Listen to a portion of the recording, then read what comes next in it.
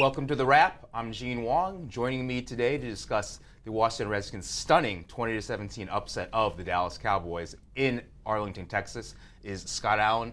And Scott, boy, a lot to get to today. We'll get to our takeaways right off the top. And obviously the lead of this game is going to be Colt McCoy going back to Texas, first start in 3 years, in the most inhospitable of conditions, the Redskins' biggest rival. He comes in there, he's 20th of 25 passing, 299 yards, has that one bad decision, but other than that, ball security was great for him. He rushes for that one touchdown. I mean, it's kind of a storybook ending for him, going home and beating their arch rival in a game that gave the Redskins their first back-to-back wins since 2012. What was your takeaway from this one? My takeaway is something that we haven't been able to say very many times this year, if any, and that's that the special teams were awesome from start to finish. The Dallas's first possession, forcing that punt, Andre Roberts with the big return to set up a Kai Forbath field goal. Forbath kicking a 40-yarder in overtime that proved to be the game winner.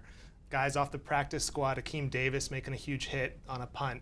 Everett Brown with a huge block to spring Roberts on that punt return. And then even Tress Way, you think back to the Cowboys' final drive of regulation. You know, Romo coming back, they have a chance to maybe win it in regulation, and the Redskins pin them at the 3-yard line with a perfect punt and punt coverage. The special teams were awesome from start to finish. Yeah, that was a big factor in the Redskins' win, and I think so was the defense, and that kind of leads me to my stud, and that's cornerback Rashad Breeland, a rookie who had the unenviable task of checking Dez Bryant for most of the game, and I thought he held up very, very well. Of course, he knocks down that pass on 4th and 3 to end the game. I mean, he was, as well as any quarterback can play against Dez Bryant, he was there most of the night, and the Redskins defense, especially the back end, deserves big props for helping the Redskins win in this one.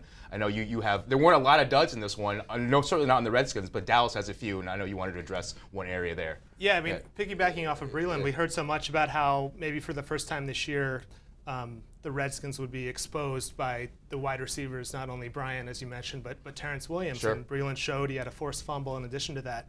But we also heard a ton about how great this Cowboys offensive line was. And it's shown in DeMarco Murray's ridiculous numbers through 8 games. And he had another monster game, 221 total yards. But that unit also allowed 5 sacks to a Redskins team that has had trouble getting to the quarterback this season, with the exception of the Jacksonville game.